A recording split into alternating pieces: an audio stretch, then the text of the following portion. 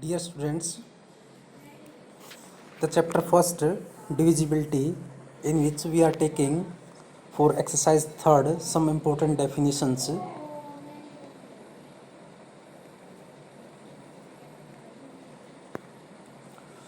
First definition is of unit. If AB belongs to Z and AB is equal to 1, then A or B is called a unit. 1 is the only unit in natural numbers, and 1 and minus 1 are only units in set of integers.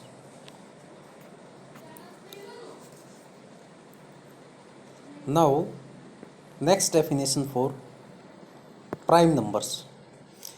A non-zero integer p is said to be a prime number if p is greater than 1. Second, it is not exactly divisible by any number except 1 and itself. That is, p has no divisor except 1 and p itself. Examples 2, 3, 5, 7, 11, 17, 19, 23 are examples of prime numbers. It may be noted that 2 is the only even prime number, all other primes being odd.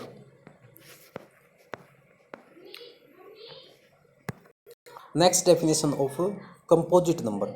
Any number greater than 1 which is neither a unit nor a prime is said to be of a composite number.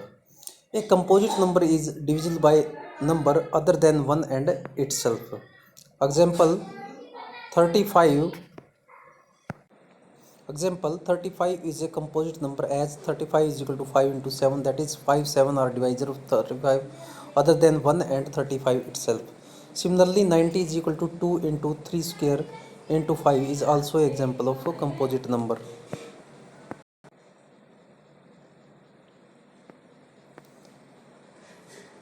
Now next definition for coprime or relatively prime. Two integers a and b are called relatively prime or coprime if GCD of a and b is 1, that is greatest common divisor of a and b is equal to 1, then numbers are said to be relatively prime. Example, since 4 and 15, greatest common divisor of 4 and 15 is 1, therefore 4 is relatively prime to 15. 5 and 25, greatest common divisor of 5 and 24 is 1, therefore 5 is relatively prime to 24. Note, for two integers to be coprime, it is not necessary that both of them should be prime. Next definition for twin prime. A pair of prime numbers is said to be twin prime if they differ by 2, that is 3, 5, 11, 13 are twin prime. Perfect number. A natural number is said to be a perfect number if it is equal to some of its factors other than itself. 6 and 28 are perfect numbers as 6 is equal to 1 plus 2 plus 3. 28 is 1 plus 2, 4, 2 plus 4 plus 7 plus 14. That is, sum of their divisors is the number itself. Perfect number. Now some theorems on prime numbers. Theorem first, if p is a prime number and a is any number, then either p divides a or p is coprime to a.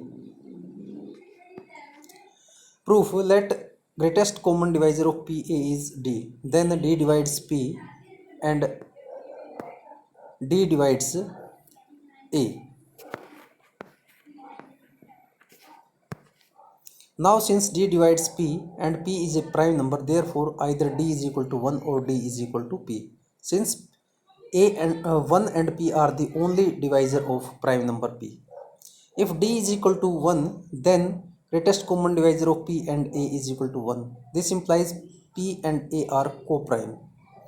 If d equal to p, then greatest common divisor of p and a is equal to p. This implies p divides that number a. Now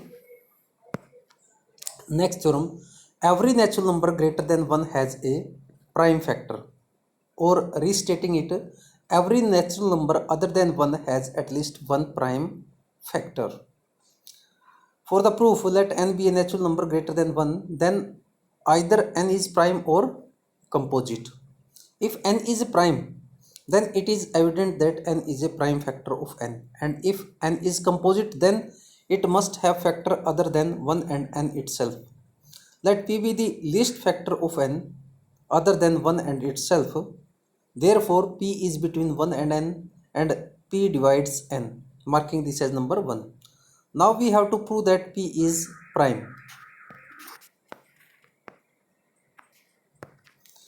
Let us suppose that p is not prime, which implies that p is composite, since p is greater than 1.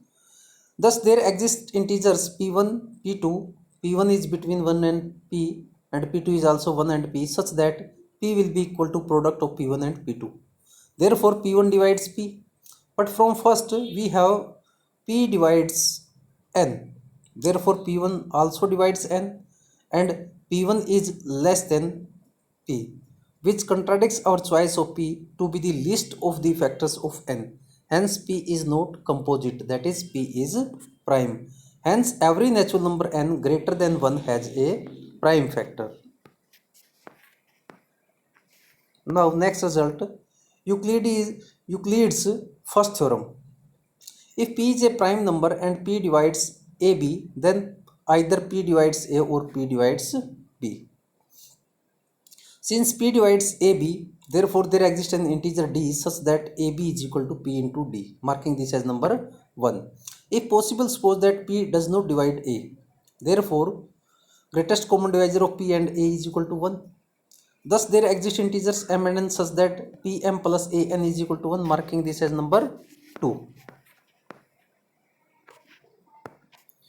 Multiplying both sides of second by 2, we have pbm plus abn is equal to b, or pbm plus pdn is equal to b using number 1 here, or p into bm plus dn equal to b. By definition of divisibility, we have p divides b. Generalization: more generally, if p divides a1, a2, an, then p divides at least one factor ai of the product for some subscript I. Now Euclid's second theorem, the number of prime is infinite. If possible, suppose that the number of primes is finite. Let the primes be 2, 3, 5, 7, 11 and p where p is the greatest prime. Let a is equal to 2 into 3 into 5 into 7 into 11 into so on p be the product of all primes. Consider the number b defined by their product and plus 1, that is b is equal to a plus 1, that is b is greater than 1, marking this as number 1.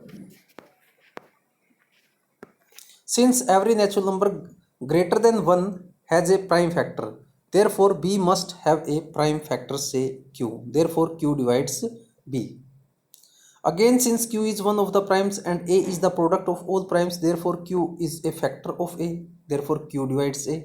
Now q divides b and q divides a, therefore q divides b minus a. But b minus a is equal to 1. Therefore q divides 1, which is impossible, as q is always greater than 1. Hence our supposition is wrong and therefore the number of primes must be infinite. Now next one, fundamental theorem of arithmetic. Every number n greater than 1 can be expressed as a product of primes in one and only one way, except for the order in which the prime factors occur. Now for the proof is, let n be a natural number greater than 1. Therefore n must have at least one prime factor, say p1. Therefore there exists an integer n1 such that n is equal to p1 n1, where n1 is greater than n1, marking this as number 1. If n1 is equal to 1, then n equal to p1 and the required result is proved. If n1 is greater than 1, then n1 must have at least one prime factor, say p2. Thus there exists an integer n2 such that n1 is equal to p2 into n2, where n1 is greater than n2, marking this as number 2. From first and second we have n is equal to p1 into p2 into n2, marking this as number 3. If n2 is equal to 1, then n is equal to p1 into p2 and thus the result is proved. If n2 is greater than 1, then the above process is repeated and we get n is equal to p1, p2, p3, n3, where n1 is greater than n2, n2 is greater than n3. We may repeat the above process again and again as n is finite and n greater than n1, n1 is greater than n2 and so on. Therefore, this process must end after a finite number of steps. Therefore, there exist primes p1, p2, pk such that n is equal to p1, p2, p3, pk into nk, where nk is equal to 1. That is, n is equal to p1 into p2 into p3 into so on pk. Now, making uniqueness, if possible, let there be another set of primes q1, q2, q3, qr such that n is the product of these prime factors. Now we shall prove that k is equal to r and each pi is equal to qj. Equating the two values of n, we get p1, p2, p3, pk is equal to q1, q2, q3, qr, marking this as number 4. Therefore, p1 divides q1, q2, q3, qr. This implies p1 divides at least one of q1, q2, q3, qr. Without loss of generality, let p1 divides q1. But q1 is a prime, so either p1 is equal to 1 or p1 is equal to q1. But p1 is not equal to 1, therefore p1 is equal to q1. Putting q1 equal to p1 in fourth, we have, that is, this implies cancelling by p1, p2 into p3 into pk is equal to q2, q3, qr. Repeating the above argument, we can prove that p2 is equal to q2, p3 is equal to q3 and so on. Now we shall prove that k is equal to r. If possible, let k is less than r. Then repeating the above process k times and cancelling 1 pi at each step, we have 1 is equal to q k plus 1, q k plus 2, q r. That is 1 equal to product of r minus k prime factors each greater than 1. But this is not possible. Therefore, k is not less than r. Similarly, we can prove that k is not greater than r. Thus, k is equal to r. Hence, the decomposition of n greater than 1 into prime factors is unique. Now, standard form or canonical form. A number n greater than 1 is said to be expressed in the standard form or in canonical form if n is equal to p1 a1 p2 a2 into p3 raised to power a3 so on pk raised to power ak. That is, n is decomposed into prime factors where p1 is less than p2 is less than p3 so on less than pk. That is, a1, a2, a3, ak are all positive integers. Making illustration, the standard or canonical form of 450 is 2, 3, 2 की power 1, 3 की power 2, 5 की power 2. Standard or canonical form of 50 is 2 की power 1, 5 की power 2, 13 की power 1. Now, making remark, using canonical decomposition of two integers, we can find greatest common divisor and LCM of these two integers. Let the decomposition of both integers contain exactly the same primes but their exponents are different. Let x is equal to p1 alpha 1, p2 alpha 2, p3 alpha 3, pk alpha k, and y is equal to p1 beta 1, p2 beta 2, p3 beta 3, pk beta k, where alpha k beta k are positive. Thus, greatest common divisor of xy is equal to p1 minimum of alpha 1 beta 1, p2 minimum of alpha 2 beta 2, pk minimum of alpha 1. LCM is obtained by LCM of xy is p1 maximum of alpha 1 beta 1, p2 maximum of alpha 2 beta 2, pk maximum of alpha k beta k. Now, taking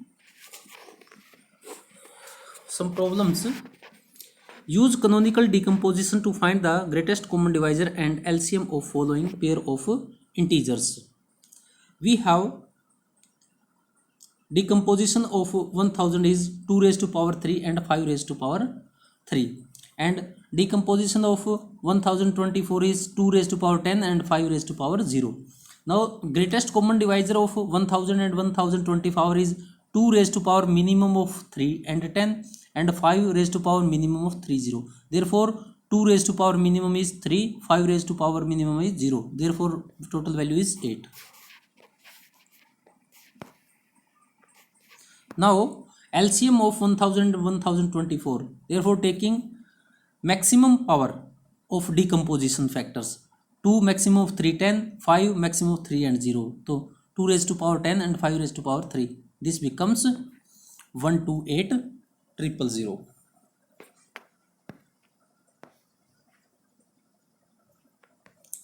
Similarly, next problem, show that every odd prime number is either of the form 4k plus 1 or 4k minus 1 where k is a positive integer. Let n be any odd prime number. If we divide n by 4, we get n equal to 4k plus r where r is between 0 to 4. Therefore either n equal to 4k or n equal to 4k plus 1 or n equal to 4k plus 2 or n equal to 4k plus 3. Clearly 4k and 4k plus 2 is equal to 2 into 2k plus 1 cannot be odd primes. Thus an odd prime n is either of the form 4k plus 1 or 4k plus 3. But 4k plus 3 can be written as 4 into k plus 1 minus 4 plus 3, 4k dash minus 1 where k dash is equal to k plus 1. Hence an odd prime number is either of the form 4k plus 1 or 4k minus 1.